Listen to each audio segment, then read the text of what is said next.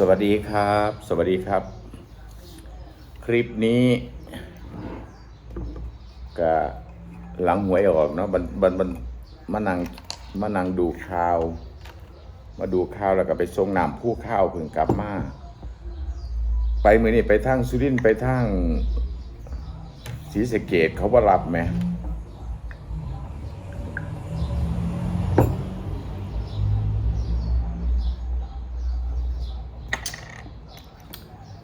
น้ำผู้ข้าวนี่น้ำผู้ข้าวของสนชัยเฮ็ดธุรกิจอันนี้แหละ FC อาจารย์สนชัยเฮ็ดธุรกิจอันนี้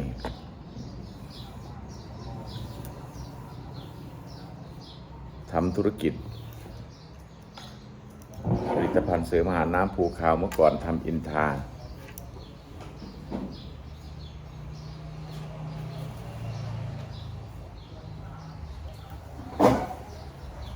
เมื่อก่อนเฮ็ดตัวนี้แต่ตัวนี้บ่มีอีกแล้วหมดแล้วหมดโอกาสถ้ามีโอกาสก็จะขายอยู่ตัวนี้หมดก็เลยทำตัวนี้ทั้งกินทั้งขายนะครับเฮ็ดกินเลยเฮ็ดขายวันนี้มีออเดอร์ที่จังหวัดสุรินทร์เขาก็เอาไปย่างดีบ่ล่ะวะไปส่งย่างดีไปแล้วบัดนี้กันทั้งศูนย์ยูสุรินทร์เขาบอกว่าปิดกลัวระเบิดว่าซั่นว่าประมาณวันที่23ถึงจะเปิดค่อยมาส่งใหม่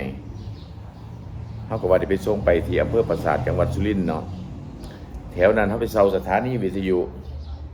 อำเภอพนมดงรักตำบลจิกแดดแล้วก็อำเภอที่ศรีสะเกษเนาะกันทรลักษณ์กันทรล่มมีแต่เขตชายแดนทั้งนั้นเลยเขาก็ไปสื่อสถานีวิทยุเซา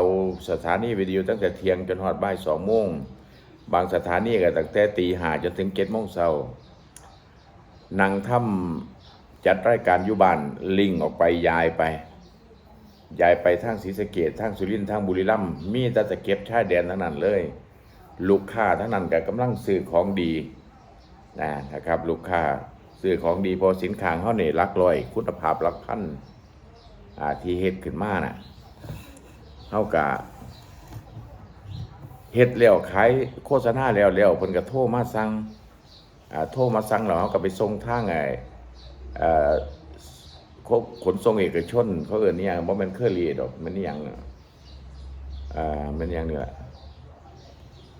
เพิ่นก็บอกว่าเอาไปส่งแล้วมื้อนี้บอกว่าศูนย์ยุพุ่นไม่กล้าเปิดเลยเขาสั่งให้ปิดถึงวันที่23ถึงจะทำการได้ว่าซั่นก็เลยโอ้ยเห็นจังได๋เสียเฮาแล่นไปส่งเองก็บ่กล้าไปเพราะเราไปออกรายการสถานีวิทยุหัวหน้าสถานีวิทยุก็โทรมาบอกเด้บัดนี้หัวหน้าสถานีวิทยุก็โทรมาบอกว่างดก่อนเด้อทางทหารเขาไม่ให้เปิดขึ้นสถานีวิทยุมันจะไปรบกวนการบินนี่ล่ะประมาณนี้ทั้งนายสถานีเพิ่นก็เลยสั่งให้ปิดเพิ่นก็เลยโทรมาบอกหลายคืนเด้บ่มันธรรมดาอยู่ทั้งนั้นแน่นเลยแน่นเป๊ะเลยวันต่อเฮาออกอากาศไปบัดนี้มื้อนี้ก็มีคนโทรเข้ามาสั่งอีกผู้ที่กินน้ำผู้ข้าวหมดแล้วก็โทรเข้ามาสั่งอีกเฮาก็ไปส่งเบิ่งกันนั่นไปส่งแล้วมันก็บอกว่าปิดทำการพ่อยังไม่ถึงวันที่เขาจะดำเนินการทางนั้นมันมีปัญหาเฮาก็โทรถามเฮาก็ถามเนาะถามลูกค้าที่โทรมาเนี่ยถามว่าเป็นไดทางนั้นมันเงียบไปเสียงเงียบไปมีระเบิดมีปืนบ่เพิ่นว่าเงียบแล้วว่าซั่นว่าพอร้อนเนาะเงียบแล้วว่าซั่นว่าตำบลปรืออำเภอปราสาทจังหวัดสุรินทร์บัดนี้นั่นถามว่าเงียบมื้อใดเงียบเมื่อวานมาว่าโอ้ยเงียบเมื่อวานเขาก็บ่ได้ส่งหรือมันเพิ่งเงียบเพิ่นก็อยากกินเนาะเพิ่นก็อยากได้เพิ่นอยากกินต่อเนื่องเนาะเพิ่นก็เลยโทรมาเขาก็เลยว่าโอ้ยไปส่งแล้วมันบ่ได้เดี๋ยวพอเด้อต้องรอวันที่23ก็เลยกลับขึ้นมาก็เลยมานั่ง มานั่งฟังเลขออกมื้อนี้เขาจัดรายการเนาะจัดรายการประมาณจัก5 โมงพาเพศนี่แหละ11 โมงนี่แหละส่งไอ้เสียงไปออกอยู่คืน FC ก็โทรมาถามหลายเนาะบ่น FC ดอกคือคุณพ่อคุณแม่นั่นล่ะผู้ฟังรายการวิทยุแล้วเสคนหนุ่มคนสาวเด็กน้อยไปฟังเฮาบ่มีดอกเฮาเปิดหมอลำไปเฮาก็นั่นผู้ลางคนว่าสนใจมีตัวดีบ่บอกพ่อบอกแม่ได้เป็นหยังว่าซั่นว่าโทรกันเข้ามาเนาะพอดีกับเฮานั่นฝันว่าคือนำสถานีหลายอย่างก็บ่จักอยู่ที่อำเภออยู่ที่จังหวัดสุรินทร์น่ะคืนที่เราไปเช่าสถานีวิทยุฝันว่าเขายิ่งมากเรามันมาระเบิดเสาทรงวิทยุ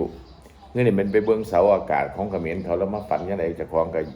กับบ่รู้ล่ะแต่ว่าเสาอากาศคืนนั้นเนาะเขาก็เลยบอกกับแฟนเพลงว่าฝันว่าเขาระเบิดสถานีวิทยุคืน95.75เด้อซื้อเอาโลดก็เลยวางเสียเนาะ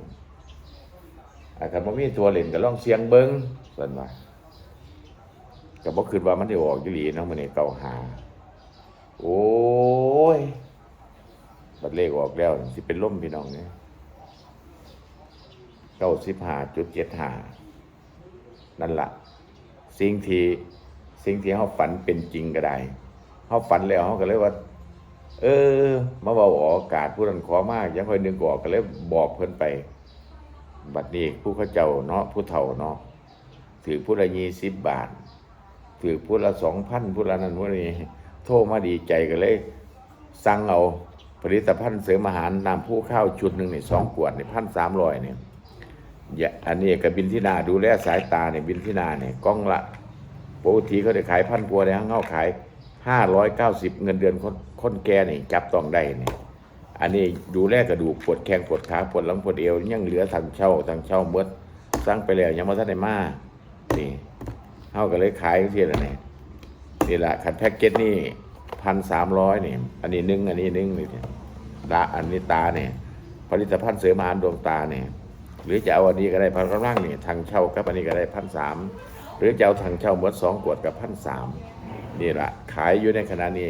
บ่ได้ไปไสนะบ่มีโอกาสได้ไปไสเลยทำรายการวิทยุขายสินค้าอย่างเดียวอาจารย์สนชัยไม่เกี่ยวกับงานสายที่จะไปสายมูสที่จะไปทำพิธีนั้นทำพิธีนี้บ่เอาแล้วขอปูว่าให้ค้าขายก่อน